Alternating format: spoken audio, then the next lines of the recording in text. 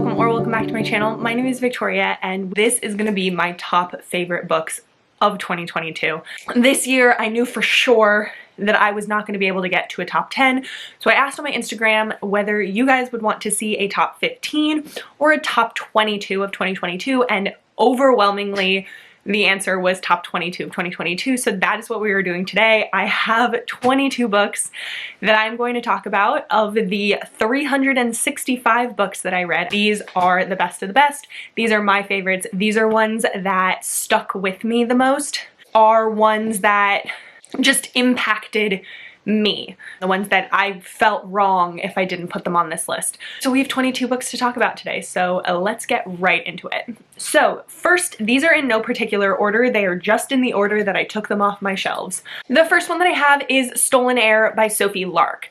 I have two Sophie Lark books on this list actually because I fell in love with Sophie Lark this year. I read the entire Brutal Birthright series in the first couple months of this year, or of 2022, and I adored all of them. They are just so amazing, and this book is one that stood out to me the most. This is actually not my favorite in the series. My favorite in the series will show up later in my top 22, but this is one that I still felt wrong if I didn't put it on this list and also include it, because this book is so utterly stunningly beautiful that I needed to put it on here. I needed to. It is a very loose Beauty and the Beast retelling. It is a captor-captive romance. It's mafia. The hero is the head of the Russian mafia, and he wants to get back at the Irish mafia for killing his predecessor.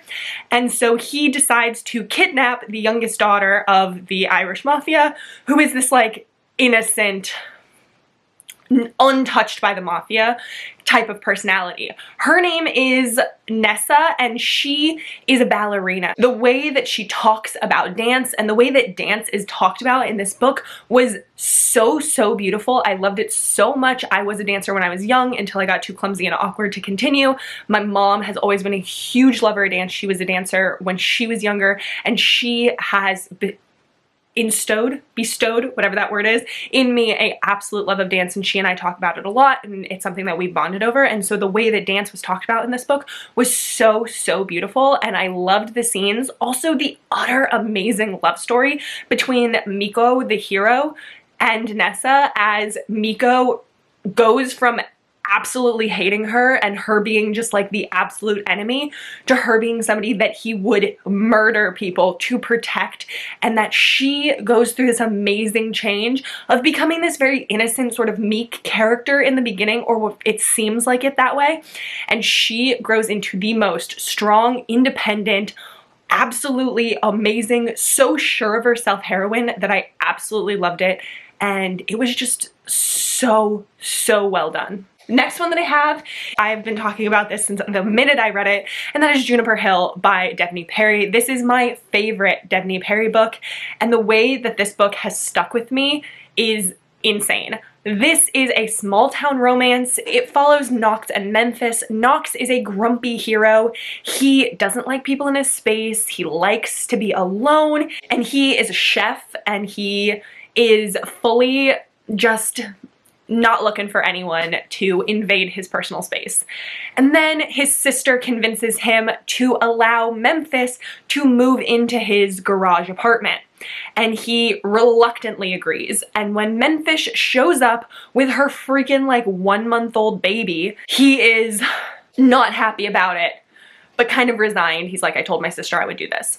But they end up living in very close proximity to each other, and they also work together. Memphis becomes a maid at the hotel that Nox is the head chef at, and so they end up seeing each other at work, they see each other at home, and Memphis's baby has colic, and he cries and cries and cries and doesn't sleep through the night, and Nox, when the windows are open, he can hear it. And finally, after multiple nights of him hearing this baby crying through the windows, he stomps on over to Memphis's house, or to his garage, and he says, give me the baby, just let somebody else hold him, maybe it'll help.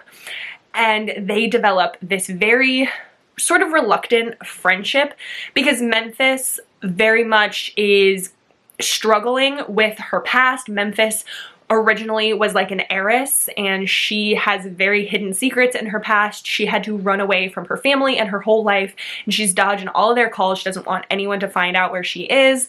And Knox has past relationship issues, especially surrounding babies, and so he doesn't want to get attached.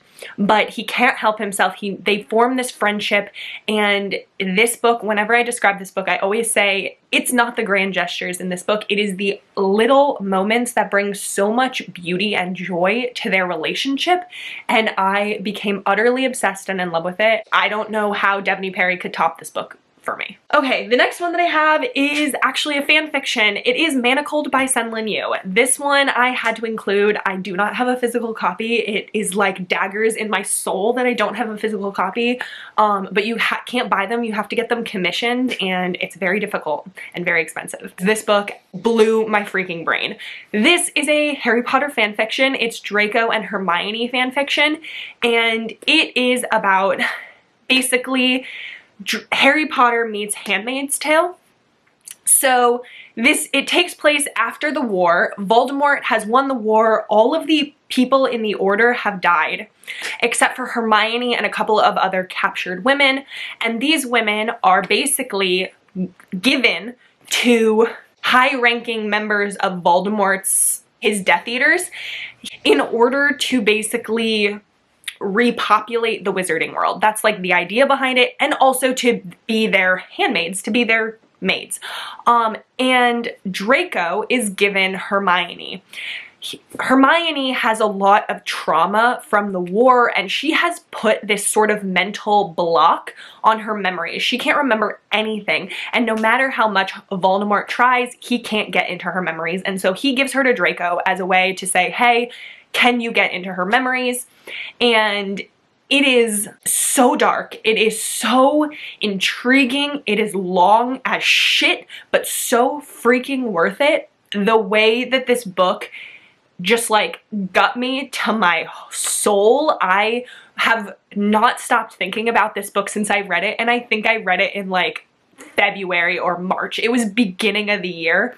This book has stuck with me so freaking much. The devastation of reading this book is insane. So basically the book takes place in a large chunk of the present, and then a very large chunk of flashbacks, and then back to the present for the third like ending part. It's fantastic. It has romance, it has darkness, it has intrigue. I would not call this a traditional romance. It is more of like, I think in McKay's video, she described it as a war drama, and honestly, that is probably the best description that we're gonna get. Does it have a romance in it? Do they end up together? Yes. It's not a traditional romance though, and it is just fantastic. And you can read it without enjoying Harry Potter. The amazing thing about this book is that Senlinyu builds so much of her own world inside the world of Harry Potter. The way that she develops these characters is all her own. The way that she adds on to the world is all of her own. And it is amazing, and it is insane to me that you can't get paid for fanfiction, because this book is a masterpiece. Okay, the next one that I have is Sea of Ruin by Pam Godwin. This is another dark romance. This one is one that I finally read this year for a reading vlog. It was amazing. It blew my mind. It was so, so, so well done. I was very worried about the dark elements in here. I was very worried about that I wouldn't be able to handle some of the darkness in it, but after reading Manacled, I was like, I can handle it. Dark romance is my bitch. This one is definitely dark though. Check your trigger warnings, make sure you know what's going on going in, because I'm very glad that I knew. Very glad that I was prepared for it, because if I wasn't, I would have been on the floor. But this, stunningly beautiful. Pam Godwin's writing is stunning. It's stunning. This is a pirate historical. It's a historical romance following a heroine named Bennett, who is the daughter of a notorious pirate and now a captain pirate herself. And she is kidnapped by a pirate hunter named Ashley, and she ends up having a romance with Ashley. But the way that the characters are together at the end was so interesting to me, and I did not know that that's how it ended up. I didn't know that that ending was what was coming for me, so I'm not going to spoil it because I think it's really interesting to go in not knowing what's going on in the relationship department. But pirate hunter, pirate, it's just so good, and I loved this. The next one that I have is another Sophie Lark, and that is Broken Vow. I had to put this one on here because it is my favorite in the Brutal Birthright series. This is Riona and Raylan. Raylan ends up being Riona's bodyguard.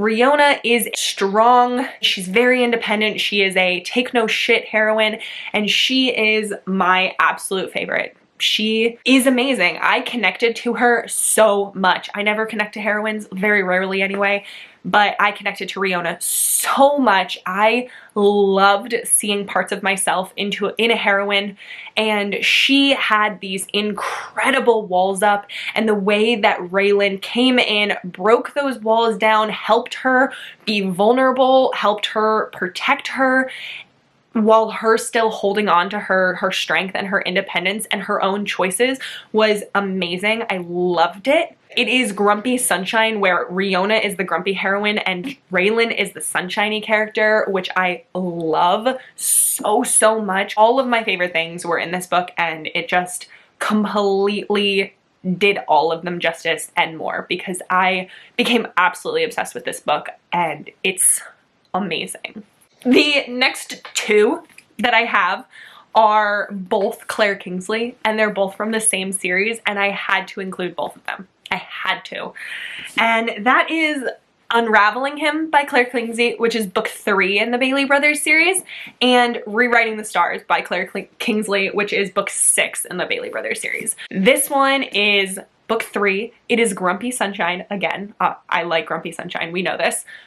And it is a mechanic grumpy hero named Evan, and Evan is sort of reclusive. He has these brothers, but he lives outside of town. He lives or on the outskirts of town. He doesn't like people in his space. He fully screams like get away from me vibes. He has like a huge dog that just like scares people off. He just like doesn't want people in his business.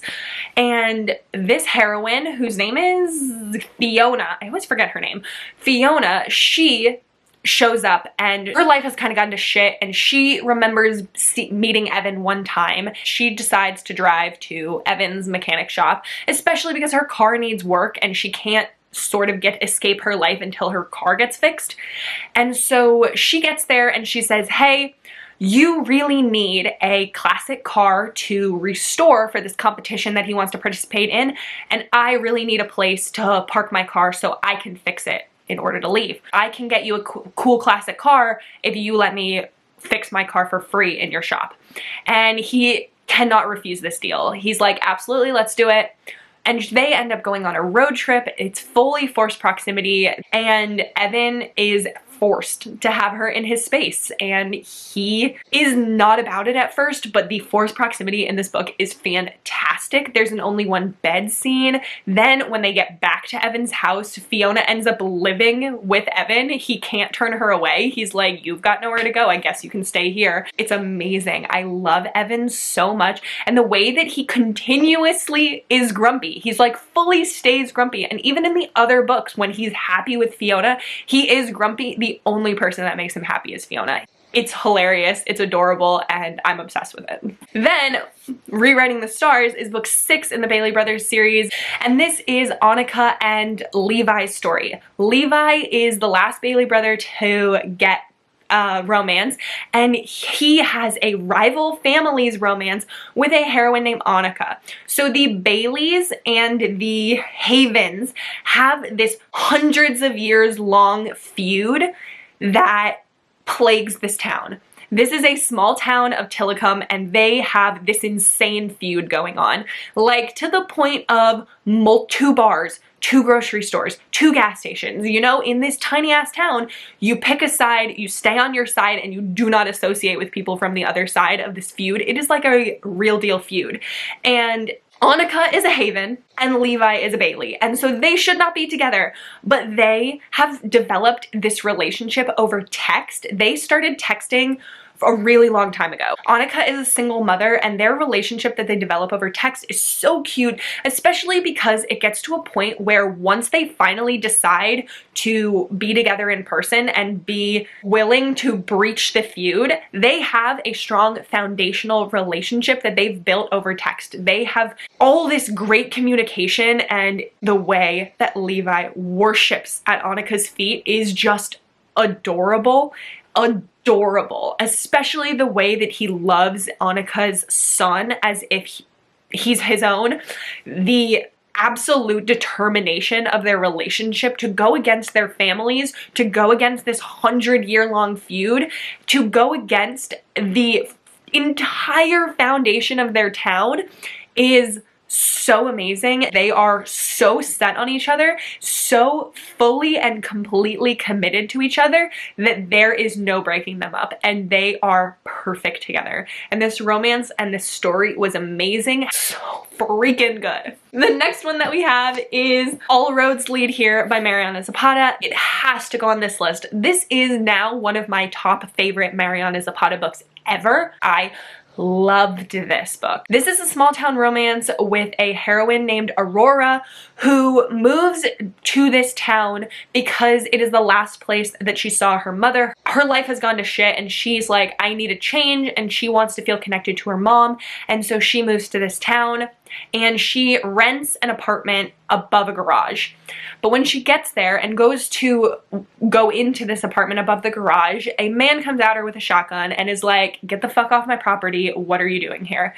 And she's like, I rented this apartment, and he's like, absolutely not, you didn't, because it's mine and I didn't rent it to you. And he finds out that his son rented her the apartment, and so he has no choice but to let her stay there. I can't remember what the hero's first name is, but his last name is Rhodes, and he is a fully grumpy hero. He is a single dad, and his son is a teenager who I loved. He added so much to the story, which I really, really appreciated. I really like when the kids of the single parents actually have a purpose and they're not just like there. So this romance was amazing. The way that Rhodes fully softens to her is so cute. He becomes so protective of her, and I adored it. I loved learning more about Aurora's past. I loved seeing her bond with the son, and it was just amazing.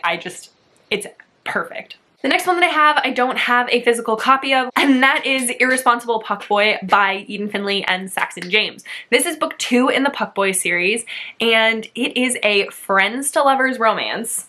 And it is it is hockey, they're on the same team, and it is hilarious. So Trip has been in love with his best friend forever.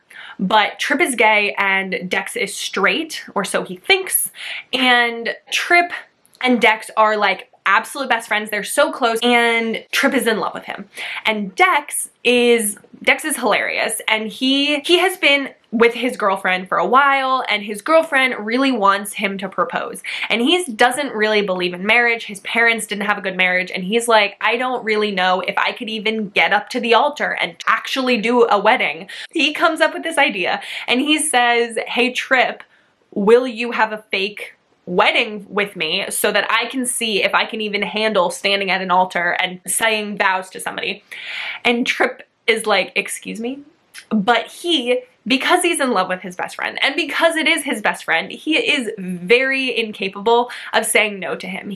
And so Trip's like, I guess. And so they hold a fake wedding and they're like, we just won't file paperwork. It won't be a real wedding because we're not filing paperwork. And then the venue files the paperwork and they end up married. And they have to stay married because they are professional hockey players. They're in the limelight and their manager is like, if you tell people that you were having a fake wedding, like it would not be good PR. And so they have to stay married. And then they fall in love and it's amazing. It's hilarious. It's so fun. And I just had the absolute best time reading this book. Ian Finley and Saxon James is one of my absolute favorite writing duos. I just have such a good time with their characters, and this one was just so fun, so good, and I just am in love with it. It's so fun. The next one that I have, I also don't have a physical copy of, and that is Captive of the Horde King by Zoe Draven. This one is the book 1 in the Horde Kings of Drakkar series, and it is an alien romance. It's Captor Captive, and I fully fell in love with it this year. This book 1 was so fantastic that I felt weird not putting it on this list. It is about a hero he is a horde king. So on this planet, there is a main king and then there are hordes that break off and they like travel around the planet, and they are like the seconds to the main king, and they are horde kings. And this guy, he is responsible for going to a settlement of humans and killing one of the humans for breaking their laws. And so he gets there and the heroine is like, please don't kill my brother. Her brother is the one that broke the law, and she's like, take me instead. And the Horde King agrees, and she is surprised, but he actually agrees, and she thinks he's gonna kill her. She thinks she's gonna become a slave at best. No, he makes her his queen, and they fall in love. The Captor Captive in this was so good. If you like Khal Drogo and Daenerys Targaryen's relationship from Game of Thrones, this was full Game of Thrones. The Drakkars people are very much like the Dothraki. It was so good. I loved it. I really was not expecting this. When alien romances like blow me out of the water, I'm really excited. Then the next one that I have is The Outpost by Daphne Perry. I had to put another Daphne Perry on here. This is my other favorite Daphne Perry book, and this one is Forced Proximity to the Max. It's so freaking good. It is Sabrina and Beau's story. So Sabrina is a writer, and she has just broken a story that exposed a crime syndicate, and that crime syndicate is trying to come after her. They're trying to kill her, and she needs to go into hiding, basically. And so she runs to this small town that her best friend lives in, and her best friend calls Beau, who is like a mountain ranger, and is like, how do we hide Sabrina? And so he takes her to an outpost, which is this tiny one-room cabin in the middle of the woods. And he's like, you can stay here in hiding. Nobody really comes here. And you can stay here and stay safe. And Sabrina is a big city girl. She does not do the woods, and she is so unhappy about the fact that she has to stay in this tiny cabin in the woods. But she's like, I would rather not die. And so she ends up having to stay there, and she stays there for a while with Beau, and they have full forced proximity. It's so good the way that they fall for each other. I loved the setting of the actual outpost and being like in the middle of the woods with no other people around. It was so good. I loved this romance, and just Daphne Perry is one of my all-time favorite authors, and I'm so happy I read more from her this year. The next one that I have is Catherine Cowles and Hidden Waters. Hidden Waters is my favorite Catherine Cowles book. This is about Addie and Beckett. Addie has escaped a cult. She basically grew up in a cult and has finally got out of it. And the hero in this book, his name is Beckett, and he's recently come home to his small town after being in Doctors Without Borders, and he ends up becoming Addie's roommate. And it is another forced proximity. Their relationship is so cute and just wholesome. It's a very sweet relationship. This is also romantic suspense, so it does have a suspense element to it also, but their relationship is utterly wholesome and sweet. Beckett helps Addie like learn and do all of these things that she's never done before because she grew up in a cult, and so she makes this list of things that she wants to do, like get her driver's license or try different foods that she's never eaten or play these games and everything, and he helps her complete that list, and they fall in love, and it's just so sweet. Beckett is a doctor, and so he also is like very overly caring for her. He's like really worried of her getting hurt or anything, and it's so sweet and cute, and I really, really liked this. Then the next one that I have is one that I added really recently to this list because I am obsessed with this book right now. I read this one on December 29th, and that is Savage Hearts by J.T. Geisinger. This one surprised me so much. So much. This is book 3 in the Queens and Monsters series by J.T. Geisinger, and I didn't really like the first 2. But this one, I am obsessed with. Obsessed with. This is a mafia romance. It's captor captive. It is utterly amazing, and it gives me Stolen Heir by Sophie Lark vibes. Like, it is so good. So the hero is a Bratva assassin, and his name is Malik, and he is very angry at Declan, who is one of the heads of the Irish mafia, and he wants to kill Declan because Declan killed his brother. And so he goes to Declan's compound, and he ends up very easily breaking in and getting into Declan's compound, and he ends up seeing Riley. Riley is Sloane, the heroine from book 2 and Declan's fiance. Riley is Sloane's sister, and she has come to Declan's compound for Declan and Sloane's wedding. And Riley is not within the mafia world. She just learned that Sloane is connected to the mafia. She is not connected to the mafia really at all. She just happens to be there because she is Sloane's sister. And Malik sees her, and he is sort of enamored by her, and he is like intrigued, and he like feels connected to her.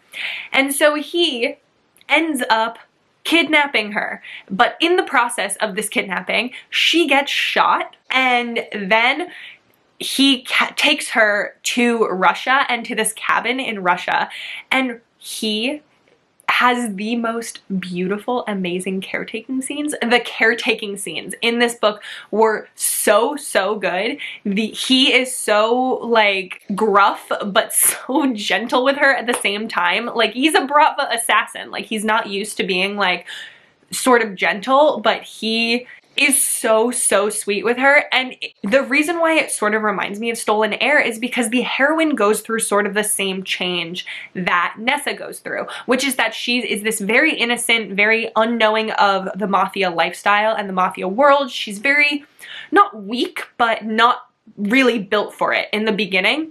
And she, through the process of falling in love with Malik, through the process of being kidnapped, and through the process of like learning more about herself and being given the opportunity to be strong, she becomes this fiery, independent, knows what she wants heroine who I loved. She went from being this sort of not really sure of herself character to being so determined to be with Malik, to being so fully willing to fight back. This is what I want. This is who I am, and you can't take that away from me.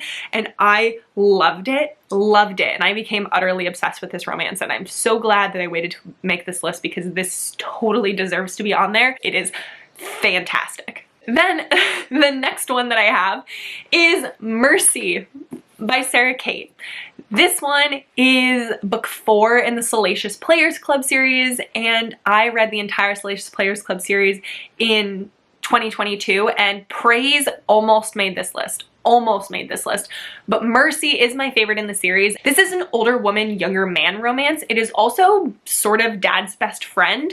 Beau is Emerson from Praise' son, and Maggie, the heroine, is Emerson's business partner. She is a co-owner of the Salacious Players Club, and Maggie has come to a point in her life where she is just trying to like check things off of a list of things that she thinks that she should want, or things she thinks that she should have at this point in her life, but they're not things that make her feel fulfilled or happy. And Beau is fucked up. He is raised by divorced parents. His ex-girlfriend is now engaged to his dad. Like, he's not having a good, he's not stable.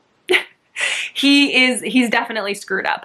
And he is aggressively screwed up by the fact that his father runs a kink club, and he is just like scandalized a little bit by that. He feels embarrassed. He thinks it's like kink is devious, I guess. I don't know what other word to use, but he is just like not into it. One day with his friends decides to take the kink quiz on the Salacious app. And he ends up taking it, and it tells him that he is a sub and a brat. And Maggie, at the same time, somewhere else, also takes this quiz and finds out that she's a dom and a brat tamer. And she and Beau end up matching and talking over the Salacious app, and they end up meeting and forming a relationship. And I loved this. I loved Beau. I was so surprised going into this book because, I mean, Beau was like an asshole in the first book because all you know is that he's the shitty ex-boyfriend.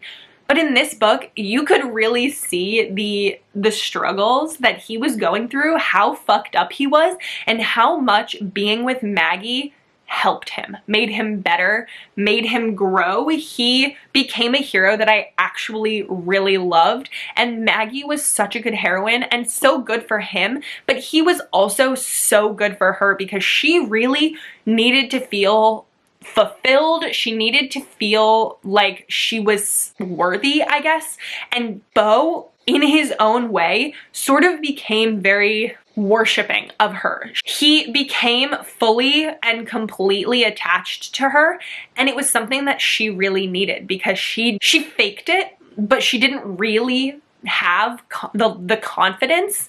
And Beau really helped her with that, and I loved their relationship. It was my favorite in the Salacious Players Club, and it had to be on this list. The next one that I have is Headcase by Onley James. This is book 4 in the Necessary Evil series, and this one is so many people's least favorite in the series, and I don't know why, because it's my favorite. I loved this book. Love this book. So if you don't know, the Necessary Evil series is a series following a group of psychopaths who have been adopted by an eccentric billionaire and raised to be serial killers who only kill bad guys. And this one is following Asa Mulvaney, and he falls in love with a guy named Zane. Zane is a crime reporter. So Zane thinks that he's uncovered the secret that the Mulvaneys are killers. And so he goes to this banquet in order to confront the father, Thomas Mulvaney, and be like, hey, your family are killers. But Thomas doesn't show up to this banquet, and instead Asa shows up to the banquet, and Asa and Zane end up hooking up. And Asa gets a call that he needs to go help somebody in his family dump a body. And so he leaves, and Zane follows him and sees him cutting up and dumping a body. And he is like, I have proved this. I'm going to expose everyone. And so Asa kidnaps him. And it's hilarious. And then they work together to uncover this other criminal plot syndicate that's going down. And I loved it. I loved it. I loved it. It was It's hilarious. It is like fully cuddly, so psychopaths. Asa just is so baffled by normal human interaction, and it is hilarious. Their relationship is amazing. I loved it, and I don't understand why people don't like this book. I love it. The next one that I have is The Tyrant Alpha's Rejected Mate by Kate C. Wells. So in this book, this is a fated mates romance, and it is a very short actually, and in this shifter society, it's very patriarchal. It's very run by men, women are on the back burner kind of society, and the hero, the alpha, is very much trying to make the society better. He took over from the previous alpha like a year before, and he has made a lot of changes, but the society is still incredibly patriarchal and incredibly looking down on women. One day, the heroine is serving dinner and sees another woman sitting on the alpha's lap, and she, the heroine, has never actually developed her wolf. She can't shift. And all of a sudden, the heroine feels her wolf for the first time, and she shifts and tries to fight this girl that had sat on the alpha's lap, and she knows that the alpha is her mate. and she tries to tell him. She loses the battle and the alpha fully rejects her in front of everyone, and it's just, he leaves her there naked and alone and embarrassed. And she runs away, and then the hero finds out that she was not lying, that she was his mate, and that he fucked up and he needs to get her back. And so he then spends a lot of the rest of the book groveling to try and get her back. He thought that she was this very weak, not strong enough to be his alpha mate.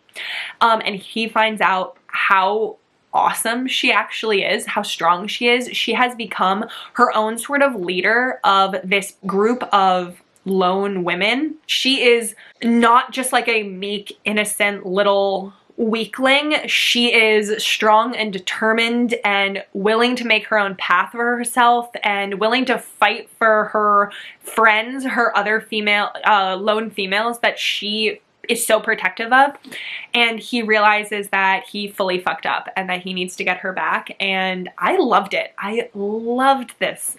And I am excited to read more from Kate C. Wells. Okay, so the next one that I have is Waking Olivia by Elizabeth O'Rourke. So this is a coach and athlete romance. It is age gap and forbidden. The heroine's name is Olivia and the hero's name is Will.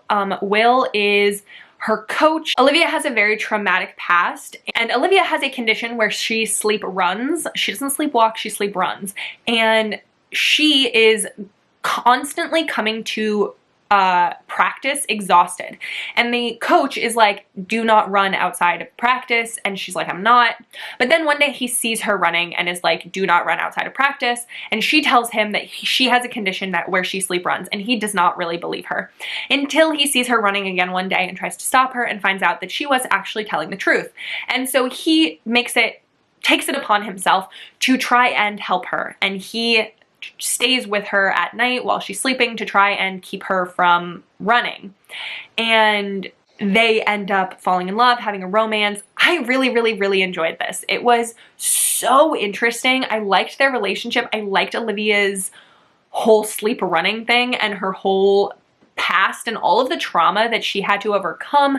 It was very interesting. It was a really good romance, and I loved it. I had a great time with it. The next one that I have is Real by Kennedy Ryan. This one is now my favorite Kennedy Ryan book. This one is a forbidden romance between an actress and her director. It is stunningly beautiful. It is so fantastic. The hero in this one's name is Canon and the heroine's name is Neva. Neva is an unknown, and Canon casts her to be the lead in this new movie that he is directing. Neva and Canon are very drawn to each other, but it is forbidden because Canon has had a previous relationship with one of his actresses and it did not go well, and so he's trying not to have a relationship with his actresses, but they have a very hard time staying away from each other. Their romance is beautiful. Neva also has a chronic illness, and the way that they talk about chronic illness in this book is amazing and beautiful, and the way that Canon talks about Neva and her chronic illness, I loved so freaking much. It is absolutely amazing. I cried during this book. I am cold-hearted and I do not cry. I've cried during 4 books in my entire life, and this is now one of them. I loved this romance. I loved it. The discussion of Black artists and history in this book was so interesting and also heartbreaking because of how true a lot of it is, and how often people in history that should very much be remembered are not remembered because of the color of their skin or their gender or things that are beyond their own control. And it's just the way that society deems who is more important than others, and it is utterly disgusting that they do that. And I'm so glad that Kennedy Ryan is writing books like this and making people aware of the things that happen, because this was amazing. It was amazing, and everyone should read this romance. Then the next one that I have is Always Practice Safe Hex by Juliet Cross. This one is book 4 in the Stay a Spell series, and it is Livy and Gareth's book. It is paranormal romance. They are sort of rivals at first. They are working against each other for a competition to try and win this competition, but they are down to the bottom 3 and they end up having to work together. I loved Gareth in this book. He is a Grimm, which is so interesting. It was something that I was really excited to learn more about because Juliet had introduced them in book 1 and you didn't really know anything about them. And so Gareth was our first Grimm character and it was so cool to learn more about their background. I love the world that Juliet Cross has created. I love the way that their relationship develops in this book. I loved Gareth as a hero in general. It is forced proximity. It is rivals to lovers. It is amazing hero, amazing characters, amazing world building, and I just loved it. It's my favorite in the series so far. Fantastic, and I loved it, and I hope that you guys read the series. The next one that I have is Bittersweet Heart by Helena Hunting. This one is one that really took me by surprise this year. I was not expecting to love it as much as I do, and it is book 2 in the Lies, Hearts and Truths series. You definitely need to read Little Lies before you read this one, but this one is a older woman, younger man romance. The hero is named Maverick and he is on break before his last semester of college and he meets this woman and they have a one-night stand, and when he gets to his last semester of college and walks into his class, he finds out that the woman that he had the one-night stand with is actually his professor, so it is student teacher. And her name is Clover, and she recently has gotten out of a sort of abusive relationship, emotionally abusive. He was very manipulative, and they were married, and she's recently gotten out of that relationship, and she's a little bit wary of men at this point, and Maverick's kind of screwed up, and he is kind of screwed up because when he was younger, his younger sister, the heroine from Little Lies, was kidnapped, and he feels very responsible for the fact that she got kidnapped. He feels very guilty over the fact that he didn't do anything to protect her, but he never really dealt with his issues from back when he was a child, and so he has gotten to a point now where he still feels that guilt and he still feels responsible, and he is the kind of hero where he does everything that he possibly can to make women feel more comfortable. And I really, really loved that. Because he saw the way that a man made his sister feel so small, so vulnerable, so attacked, he does never ever want to make a woman feel that way. And so he actually sees Clover's ex-husband trying to talk to her and trying to grab her arm and everything, and he fully comes to her defense. They develop this really, really amazing relationship that's very well balanced for an age gap relationship. Like some age gap relationships, you're like, it's a little off, but this one, Maverick is so mature, he's so grown up feeling, even though he's only like 22, and he really knows what he wants, knows who he is, and he wants Clover, and their relationship is so, so good. And I loved the way that they both helped each other heal, they both helped each other become better together. They were better together, and I really, really loved it. Helena Hunting's writing has improved so much since the Puck series, and so much more thought out and interesting, and I just really, really appreciated it. Okay, we have 2 left. The next one is The Words by A. Jade. This book was so, so good. This one is a rockstar romance. It's second chance vibes. It's incredibly angsty. It also has some trigger warnings, so like be on the lookout for that. But this book was so good. So this one follows Phoenix, who has always wanted to be a rock star. It starts when they're in high school and he's struggling with English class, and the heroine becomes his tutor. And they sort of develop this friendship and sort of relationship when the hero then does something. He betrays Lennon a lot. Then it fast forward multiple years later, I think it's like 5-something years later, and Phoenix is now a famous rock star, and Lennon's life has kind of not gone the way that she wanted it to, and she gets a call or runs into Phoenix's band manager, and he wants to hire Lennon to be Phoenix's sober coach, PR rep. He wants Lennon to keep Phoenix out of the press. Lennon's like, fuck no, why would I want to help him? And the manager offers to pay Lennon a lot of money, and Lennon is in money troubles and she really needs the money, and she decides to agree because she needs the money, but also because she feels like it might be a way to get Phoenix back for what he did all those years ago. And so she gets there and they end up having a second chance romance. It's so angsty and so good and so just like, oh, you know, like that kind of like, I just wanted them to get together. I was so frustrated at times, but it was so, so good. It's chunky, but I read it so fast. I loved this book and it had to be on this list. Okay, now we're down to the last one. 22 books is so fucking many. The last one, number 22, is Blindside by Candy Steiner. This is a sports romance. It's fake dating, it's sex lessons, which is one of my favorite tropes, and it's Clay Johnson. So this book is a new adult romance. It takes place in college and it follows Clay and Gianna. So Clay recently had his girlfriend break up with him and he is not happy about it and wants her back. And so he ends up making a deal with Gianna, who is the PR assistant for his football team at college. And Gianna has a crush on this guy who does not notice her. And Clay approaches Gianna and is like, hey, if we fake date, my ex-girlfriend's gonna get jealous and your guy is gonna be interested in you. And so Gianna agrees and they start fake dating, and Clay finds out that Gianna is a virgin. She knows nothing about relationships. And so Clay takes it upon himself to teach her the intricacies of relationships.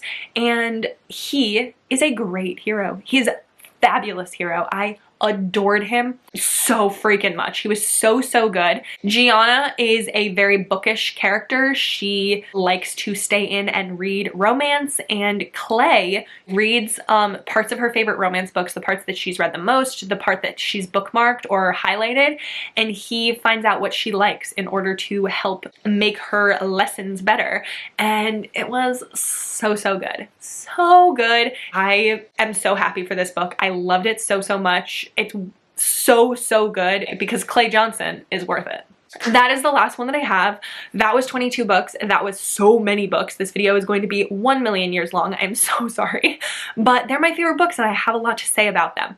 But that is going to be it for this video. 2022 ended up being a pretty good reading year. I had so many 5 stars that I loved, but I feel very, very good with my list. So that is gonna be it for this video. So please like it if you liked it, subscribe so you can see more from me, and I hope that you have the absolute best day. Bye.